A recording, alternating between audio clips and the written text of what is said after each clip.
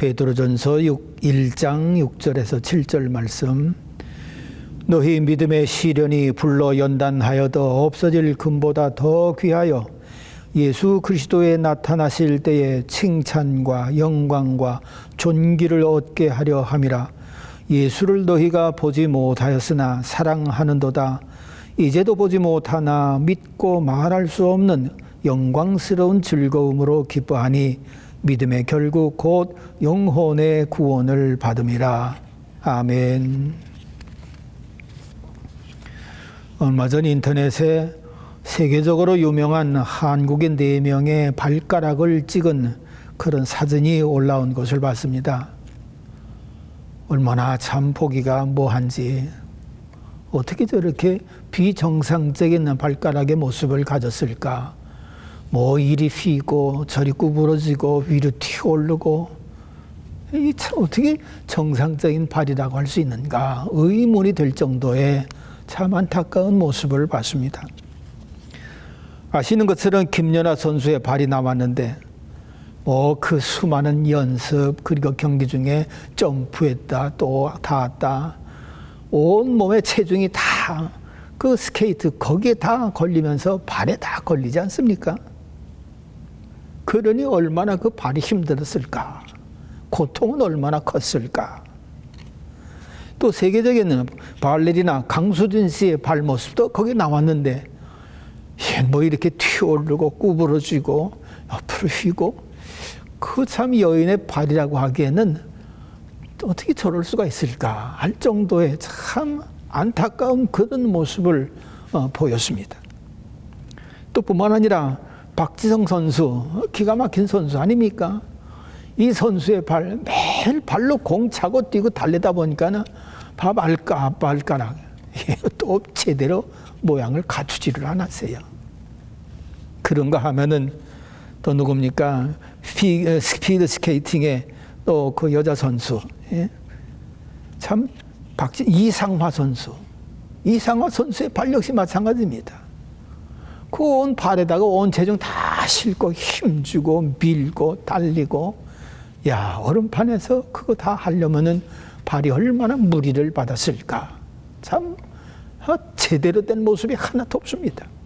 그러니까 이들의 발은 정말 영광스러운 발인데 그 영광스러운 발 뒤에는 엄청난 시련과 고통과 아픔, 이런 것들이 다 따랐던 것을 볼 수가 있는 거지요. 만일에 그 시련에 대한 고통, 아픔, 나 더 이상 못하겠습니다, 그렇다고 할 것 같으면은 세계적인 인물로 등장하지를 못했을 것입니다. 그런데 오늘 성경 말씀은 그리스도인들이 이와 같은 시련을 또한 받을 수가 있다라고 말씀을 하고 있습니다. 그리스도인들은 보이는 것을 믿기보다는 보이지 않는 것을 믿고 사는 사람들입니다. 여러분, 교회의 주춧 돌린 예수님 지금 보이나요? 우리를 끝까지 사랑하셔서 예수 그리스도를 십자가에 못 박기까지 하신 하나님 보이시나요? 그 손길 감각될 수 있나요? 전혀 그렇지 않습니다. 또 그리스도인들이 소망하는 천국 볼 수 있나요? 감각할 수도 없습니다. 살아계신 하나님이신데, 그 살아계신 하나님을 믿는 믿음의 사람들인데, 그 하나님의 그 모습 형상, 이 육체를 보듯이 그렇게 본 사람들이 거의 없습니다. 세상을 베푸시는 그 사랑의 손길은 얼마나 놀랍습니까? 그럼에도 그 손길 본 사람이 없습니다. 그런데도 그리스도인들은 이 보이지 않는 놀라운 세계를 확실하게 믿고 사는 사람들이 그리스도인들이다라고 말할 수가 있는 거지요. 그래서 그리스도인들의 믿음은 굉장히 소중한 것입니다. 감추인 보화와 같이 귀중한 것이지요. 없어서는 안 될 생명보다 사실은 더 귀한 것이 이 믿음이라고 볼 수 있습니다. 아니, 보이지 않는 것을 믿는 믿음인데 어떻게 그렇게 귀할 수가 있느냐? 성경 말씀은 그것을 증거해 주고 있습니다. 보세요. 밭에 감추인 보화 보지 못합니다. 그러나 보는 것처럼 믿었기 때문에 보화를 캐내는 거지요. 마찬가지로 그리스도인들이 믿는 예수 그리스도, 하나님의 사랑, 구원의 역사, 천국, 보이지 않은 것이지만 믿고 찾았기 때문에 만났다고 하는 것을 부인할 수가 없는 것입니다. 이렇기 때문에 믿음은 굉장히 소중한 것입니다. 여러분, 예수님이 우리의 믿음을 얼마나 소중히 보셨습니까? 예수님 앞에 수많은 사람들이 나왔습니다. 나이 불구, 세대 불구, 건강 불구, 뭐 형평성, 재물에 불구, 이런 여러 가지가, 예수님 그런 거 보시고서 그래 너는 됐다, 너는 나와도 된다, 그런 말씀 하신 적이 한 번도 없으십니다. 누구든지 다 나와서 예수님 앞에 보이면은 그 보인 것으로 인해서 예수님과 온전한 관계를 맺고 주는 그리스도시여 살아계신 하나님이시다라는 고백을 했는데, 예수께 보인 그것은 무엇이었느냐? 저들의 믿음이었습니다. 예수님을 믿는 믿음. 예수님은 그걸 보시고서 자기 앞에 나오는 모든 사람들을 찾을 때 만나주셨고, 구할 때 응답해 주시고, 내 믿음이 크도다, 얼마나 귀하게 보셨는지요. 그러므로 오늘 이 시간에도 세상 많은 사람들은 기가 막힌 빌딩이다, 기가 막힌 호수다, 기가 막힌 광경이다, 저런 이렇게 귀한 바다가 있을 수 있을까? 그러나 그 어떤 귀한 것도 예수 그리스도를 만난 것과는 비교할 수가 없습니다. 믿음이 얼마나 귀합니까? 죄로 멸망할 자들도 예수님을 믿으면 여기에서 구원을 받아요. 얼마나 놀라운 믿음입니까? 세상 만사 아무것도 그 사람을 구원해 줄 수 없고 건질 수 없는 이제 최후의 한순간입니다. 여러분, 예수님 십자가 옆에 달린 강도, 누가 그를 구원해 주고 누가 그에게 소망을 주고 누가 그에게 생명을 줍니까? 아닙니다. 그런데 예수님은 그런 이에게도 예수를 믿는 믿음 보시고서 너와 함께 내가 너를 낙원에 있으리라. 사회적으로 죄인이라 불리던 세리삭개오도 아브라함의 자손이라고 인정받은 것은 그가 믿었기 때문에, 그래서 믿음은 참 귀한 것이요 정금보다도 은보다도 귀한 것이다 라고 말할 수 있는 것입니다. 그런데 이 귀한 믿음, 보이지 않는 믿음이 오늘 성경에 보면은 시련을 받을 때가 있다는 것입니다. 6절은 이 시련이 여러 가지라고 했습니다. 한 가지만으로 받는 시련도 고통스러운데 여러 가지로 받으면 그 고통 역시 적지 않을 것입니다. 그런데 성경은 여러 가지 시험을 만나나 믿음의 시련이 있다는 것입니다. 근데요, 이 시련이라는 거는요, 뭐 누가 그럽디다, 매는 맞으면 맞을수록 맷집이 생기기 때문에 뭐 더 많이 맞아도 괜찮아, 뭐 그런 얘기 하는 사람도 있습니다만은, 제가 매 맞아 보니까는요, 맷집 생겨서 괜찮아 하는 그런 순간이 하나도 없습니다. 맞을 때마다 고통스럽고 아프고요. 믿음의 시련 역시 마찬가지입니다. 믿음의 시련 당하면 당할수록 마음 아프고 고달프고 얼마나 고통스러운지, 시련을 당하면 당할수록 흔들리고요, 믿음이 약해지기 있고요. 그래서 그런 믿음의 시련을 당하면 때때로 사람들은 예수님을 주로 고백하는 것을 부인하든가, 아니면은 나 모른다라고 그렇게 부인하든가, 아니면 더 믿으려고 했던 열심을 다 잊어버리는 그런 자리에 들어가는 것도 보는 것입니다. 여러분, 주후 64년 7월 19일 날 로마 시내에서 큰 불이 일어났습니다. 얼마나 불이 컸는지 로마 시내를 거의 다 태우다시피 정도로 다 크게 불이 났는데, 이걸 뭐 수습하려고 하다가 로마 황제 가이사가 하지를 못했어요. 그러니까 뭐 민심이 얼마나 흉흉한지, 이래가지고서 이 흉흉한 민심을 바로잡으려고 화제의 원인을 그리스도인들에게 돌렸습니다. 저 사람들이 그랬다. 이래가지고 로마에 있는 그리스도인들이 얼마나 많은 핍박을 당하고 수많은 죽임을 당했는지요. 그래서 베드로도 제자들과 함께 로마 시내를 빠져나갑니다. 우리도 이제는 더 이상 견딜 수가 없다 싶어가지고서 빠져나가는데, 코르나 카페나 건너편 오솔길에서 예수님이 로마 시내로 들어오는 것을 본 겁니다. 그래서 베드로가 주님을 보고 쿠어바디스 도미네, 주님 어디로 가십니까? 그랬더니 예수님께서 내가 다시 십자가에 못 박히기 위하여 로마로 들어간다. 그렇게 말씀.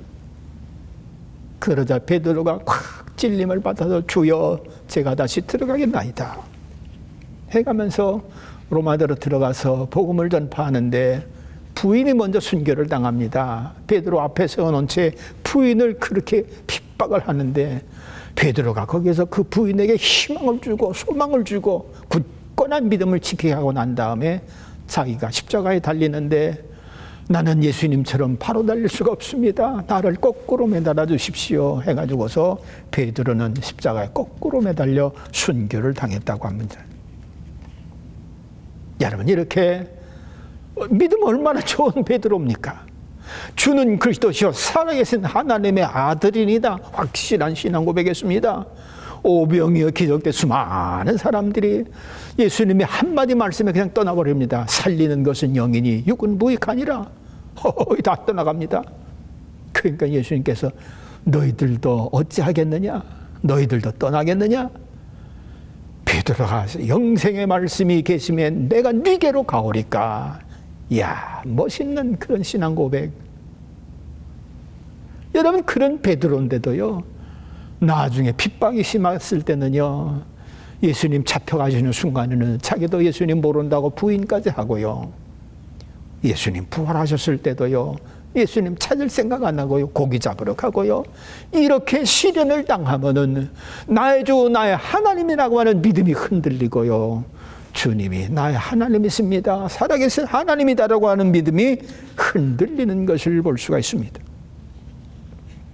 바로 베드로는 주후 64년경 그런 큰 핍박이 계속적으로 일어나자 베드로전서 1장에 볼 것 같으면 흩어져 있는 많은 성도들에게 이 시련을 이겨라 라고 하는 담대한 믿음을 전해주기 위해서 이 베드로전서를 쓰지 않았습니까?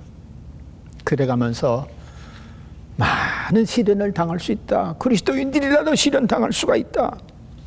그래가면서 시련에 대한 이겨나갈 수 있는 방법, 길, 이후에 어떻게 되어질 것을 확실하게 말씀해 주면서 다 시련을 이겨나갈 것을 전해주고 있는 것입니다. 여러분 기도할 때도 베드로 그렇습니다. 예수님 잡혀가기 전에 겟세마네 동산에서 피땀 흘려서 기도하고 있는데 이 제자들은요 굴굴 잠을 잤습니다. 오죽 답답하면 예수님께서 일어나 깨어라. 1시간이라도 깨어 기도할 수 없더냐. 부비고 끼어는 일어나 또 기도했지만 또 자고 깼지만 또 자고. 그래 마음은 혼이로되 육신이 피곤하구나. 그래가면서 재워주시는 예수님. 이렇게 예수님과 함께하지 못하는 시련을 당할 수도 있는 것. 이러면 오늘날도 그렇습니다. 우리의 믿음이 정금 같은 그런 믿음이라고 자부할 수 있다 한다 할지라도 시련은 결코 멈추는 법이 없습니다.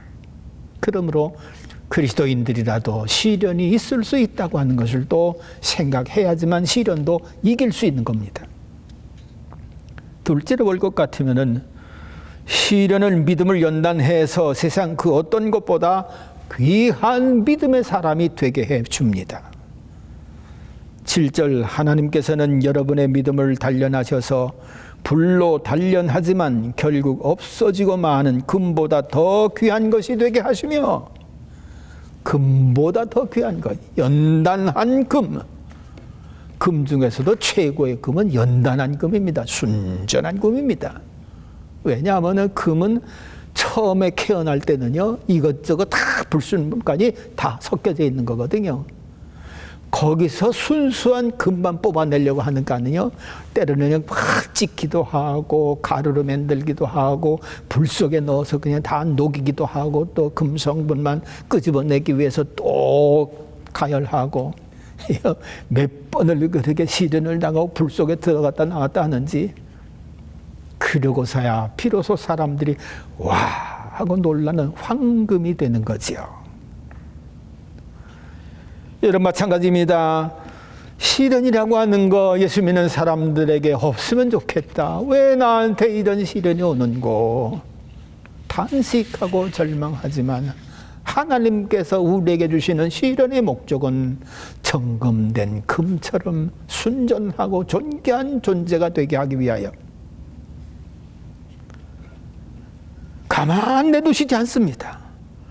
오히려 가까이 계심에도 불구하고 때로는 기도 응답도 안 해주시는 것 같고 가까이 계심에도 불구하고 때로는 불같은 시험을 허락하시기도 하고 다니엘의 세 친구들 다니엘과 합창하지로 그들이 믿음이 없는 사람들입니까? 그들의 믿음으로 얘기한다면 이 넘버원이라고 해도 과언이 아닐 정도의 강한 믿음 갖고 있지요. 아니 왜 그런 믿음의 사람한테 왜 불 속에 들어가는 시련을 당하게 하고요, 사자굴에 던져드는 시련을 당하게 하고요, 황금상에 절하라고 하는 그런 시련을 당하게 하고요, 우상 앞에 드려진 음식 먹으라는 시련을 당하게 하고요. 여러분 왜 믿음의 사람들에게 이런 것들을 허락하셨습니까? 하나님의 뜻은 그런 시련을 통해서 더 존귀한 존재, 더 귀한 인물, 하나님의 나라에서 이처럼 귀한 인물, 그에게서 하나님의 일을 힘껏 할 수 있게 하기 위한 그런 목적이 거기에 있는 것을 보는 것입니다. 이러므로 오늘날도 마찬가지입니다. 하나님은 시련을 통해서 그래도 내가 너와 함께한다, 그래도 내가 너를 사랑한다, 그래도 내가 너를 귀히 여긴다, 이걸 시련을 이길 때마다 하나님께서 그 증거들로 보여주시지 않습니까? 그러므로 시련은 오히려 우리의 믿음을 더 정금같이 귀한 믿음의 사람으로 만들어가는 것에 있는 것을 봅니다. 그래서 세 번째 시련은요, 시련을 통과한 사람들은 장차 예수께 칭찬과 영광과 존귀함을 얻는다라고 말씀하고 있습니다. 7절 후반에 보면은 예수 그리스도께서 나타나실 때에 여러분에게 칭찬과 영광과 존귀를 얻게 해주신다. 여러분 세상에서도요, 칭찬과 존귀와 영광을 받으려면은요, 다 시련 거쳐야 합니다. 이거 거치지 않고 이거 얻은 사람 없어요. 잘 아시지 않아요? 김연아 선수 얼마나 많은 시련. 그제 그 인터뷰 하는 거 보니까는요, 아이고, 운동 이제는 2번 다시 안 하고 싶대요. 얼마나 시련을 받았는지. 그 사진 한번 기회 있으면 한번 보세요. 아유, 그 여인의 발이 어쩌면 그런지. 시련을 다 이겼기 때문에 오늘날 세계적으로 유명한 인물이 되고 칭찬과 존귀와 영광을 받지 않습니까? 헬렌 켈러 여사 같은 사람 보세요.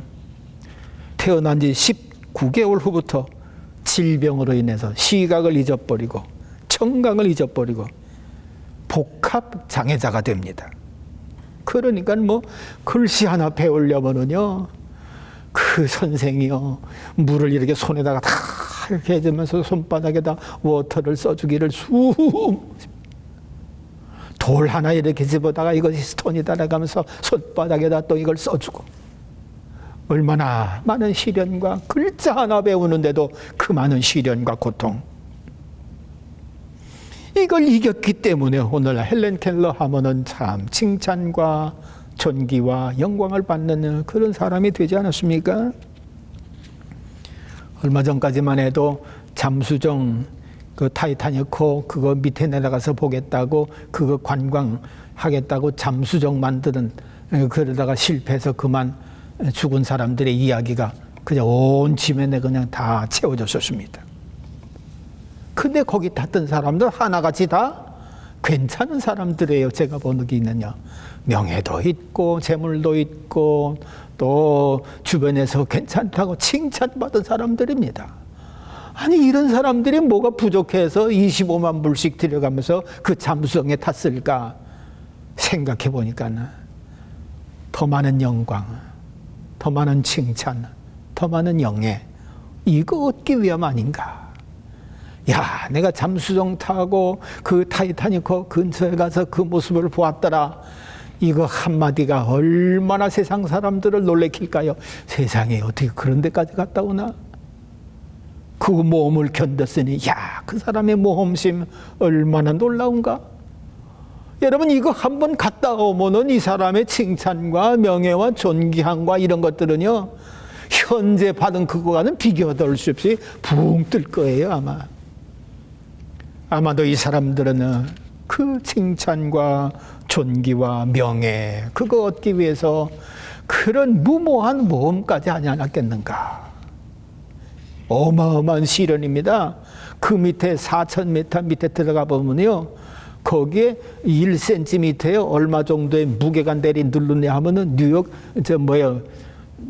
그 제일 높은 빌딩, 엠파이어 스테이트 빌딩, 그게 누르는 무게를 여기서 받는다는 거예요. 그러니 이 엄청난 중력을 이겼다고 하는 것은 신기에 가까운 거지요. 거기 한번 갔다 왔다. 그러니 세상 사람들이 야, 누구. 그런데 참 안타깝게 그들 다 허무하게 되지 않았습니까? 여러분, 그렇습니다.